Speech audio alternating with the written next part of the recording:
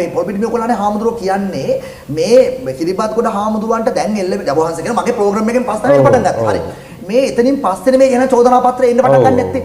ඒ කියන්නේ මේ චෝදනා එල්ල කරන මේ ප්ලෑන් සෙටප් එක ඇතුලේ පිටිපස්සේ ඉන්න ඥානදීප හාමුදුරුවෝ. එහෙම නෙමෙයි මේ කියන්නේ. ලොකු අපේ ලොකු ස්වාමීන් වහන්සේට නින්දාපාස කිරීමේ කුමන්ත්‍රණයක් තියෙනවා. ඒ කුමන්ත්‍රණේ පණ ගන්නනවා මේ ඔයාගේ වැඩසටහන නිසා. ආරම්භ වෙන්නේ එතනින්. ඔයාගේ වැඩසටහන් වලින් ඒවට පණ ගැන්වීමක් කරනවා.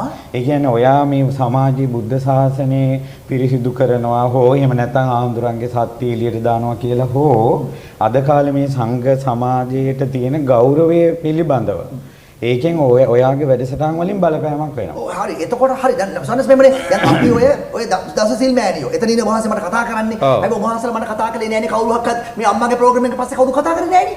මට කතා කරන්නේ මෑණියන්ගේ ප්‍රෝග්‍රෑම් එක විතරයි. මේ පොල්පිටි මුගලනේ හාමුදුරුවෝ මට ඒක කතා කරන්නේ නෑනේ වහන්සේ. ඒකට හේතුව තමයි අර වැඩසටහනෙන් පස්සේ එක එක නින්දා අපාස එන්න පටන් ගත්තා.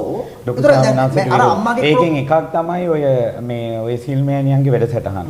ඒතකොට එක දිගට මේක පෙළ ගැහිගෙන එනකොට සිල්මෑණියන්ගේ වැඩසටහනත් ඔයාගේ channel එකෙන්ම දානකොට මේ කොමන්දරනේ කොතනක හරි ඔයත් කොතනක හරි ඉන්නවද කියලා අපිට සැකයි. මොකද්ද සිල්මෑණියෝ කියන්නේ භික්ෂුණීන් වහන්සේ කියලා කිව්වේ?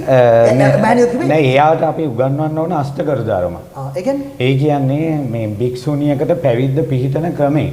ඒ සිල්මෑණියෝ කියලා කොටසක් ඉන්නවා කිව්වා. දස සිල් කියලා කොටසක් ඉන්නවා කිව්වා. මම භික්ෂුණීන් වහන්සේ නමක් කිව්වා. එහෙම මට කිව්වේම මම දන්නේ. එයා කියපු එකනේ. ඔව් ඒක තමයි. එයාගේ මෙහෙමයි ඔයාගේ ලොකු වැරද්දක් තියෙනවා. ඒ තමයි ඔයා මේ වැඩසටහන් කරද්දි කවුරු හරි මෙතන සිවුරක් දාලා හරි කවුරු හරි ඇවිල්ලා කියනකොට ඒක ඕම gediya පිටින් ඔයා දෙනවා.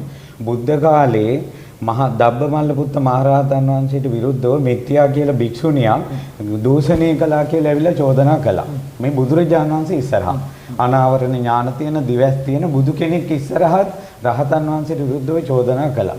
දැන් ඔයාගේ channel එකේ ඔයා එයාට අනාවරණ ඥානයක් මොකක්වත් නැහැ. ඒතර ඔයා ඉස්සර ඇවිල්ලා කෙපරද්ද බාන්න බැයිද මේක කතා කියන මාධ්‍ය කියන්නේ ඒක තමයි සොයන්නාංශ. ඔබ වහන්සේට බැරිද මෙතන මේ කෙපරද්ද බාලා යන්න. ඒතර මම ඔබ වහන්සේලා දෙනවසන්න සාකච්ඡා එඩිට් කරලා දැම්මොත් එimhe gediya පිටින් දාන්න නැතුව ඔබ වහන්සේලා හෙට මගේ පළුව අරින්නේ නැද්ද? මම මේක කියලා සොයන්නාංශ මාධ්‍ය කියන්නේ ඒක තමයි.